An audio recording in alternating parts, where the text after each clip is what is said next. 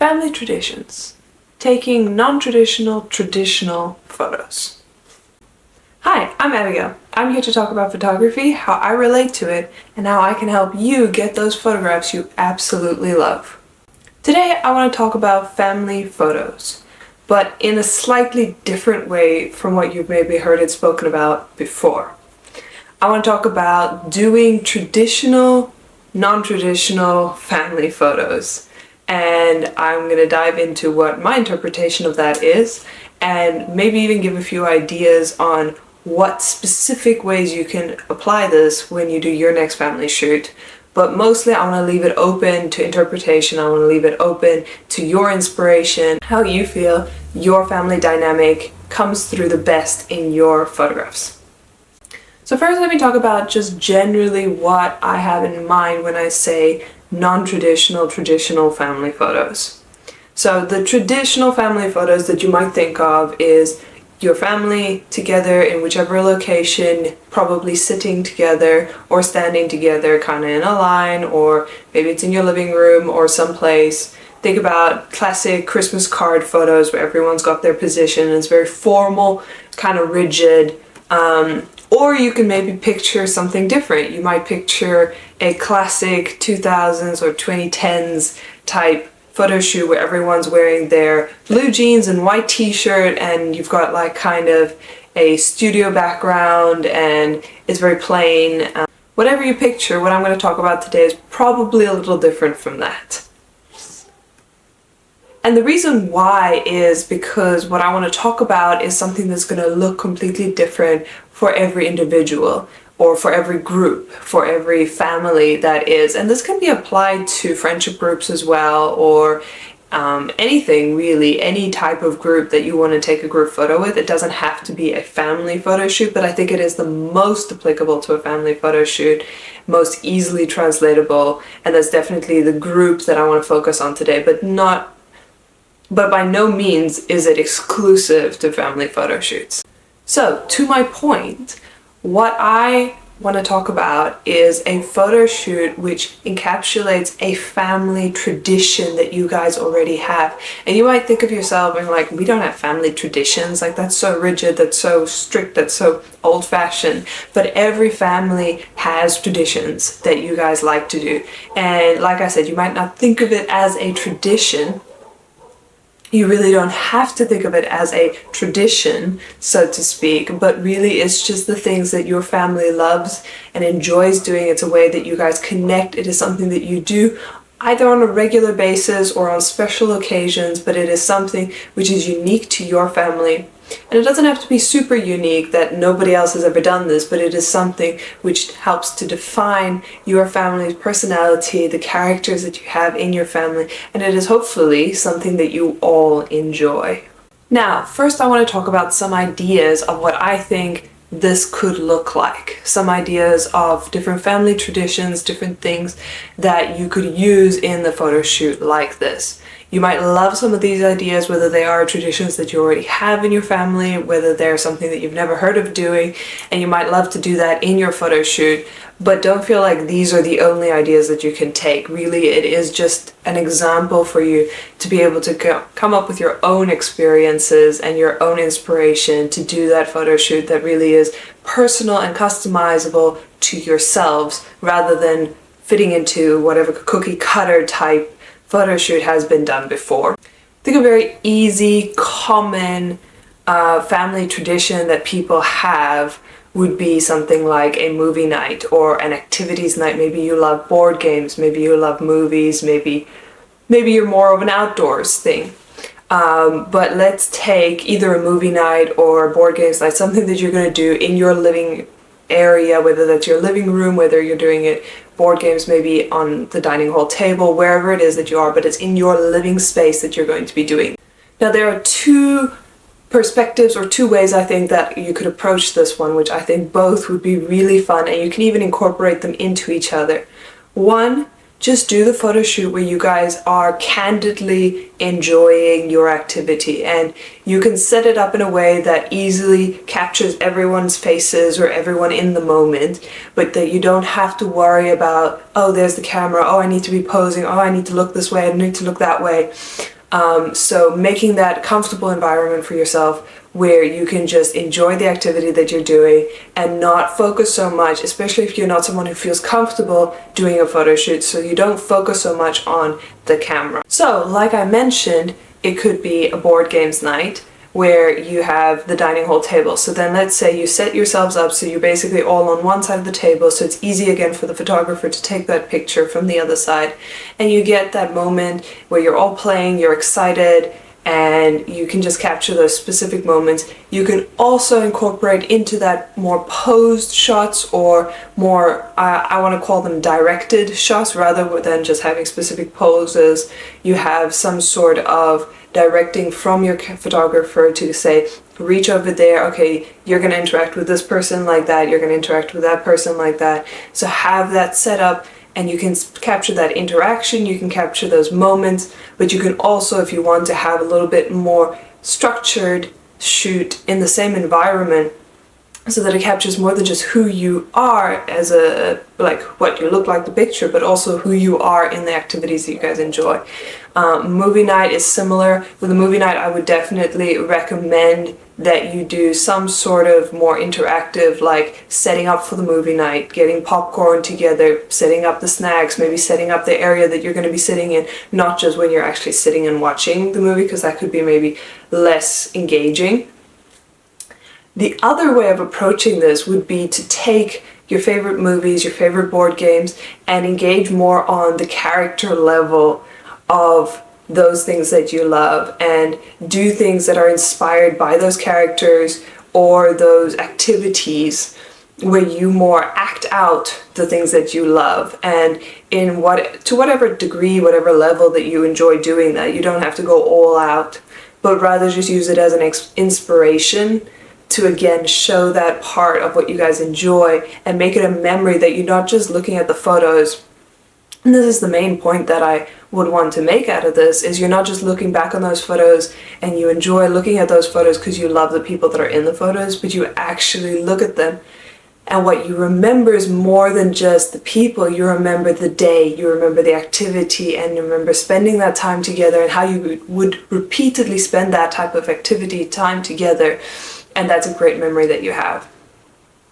Different example, this one I would say is more to younger children, most likely, but again, you can do this with all ages. You can do this with grown-up children. It can be a lot of fun, but I think something that would be really, really sweet, you can do this with both parents, with one parent, is to have a time of dress up.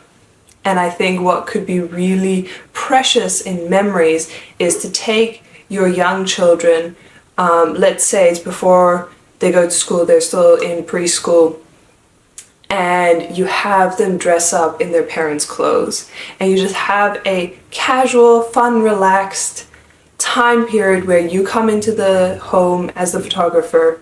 So I would come into the home as a photographer, but you bring the photographer into your home and you give them this opportunity to capture you interacting with your children, dressing up in your clothes. Like, I think a very classic example of this is the little girl who walks around the house wearing mom's high heels, which are way too big for her, obviously, and mom's bag. You got mom's sunglasses and whatever dress or thing she put on. So that type of thing of like just having fun with it. It obviously doesn't need to look perfect, and it takes, I think, that pressure off of having to look perfect. Same goes for little boys, maybe wearing dad's shirt or dad's work boots. For me, I have a photograph of me, I don't know how old I was, maybe 5 years old, and I'm wearing, if I remember correctly, I haven't seen this photograph in a while, but I'm wearing my dad's massive jacket, and like it goes down to the floor. It's so big on me, and I think I might have also put on his big like work boots as well. I don't remember that specifically, but just the jacket. And it's such a precious photo of this little girl who eventually grew up, and now if I put on that same jacket, it would fit me pretty well. I mean, it would still be oversized, but it wouldn't be as like covering my entire body. And I've got another picture where I'm wearing my mom's satin pajama shirt. And again, it's so big on me. Like, I've got the sleeves kind of pulled up, but obviously it's satin, so it slides down.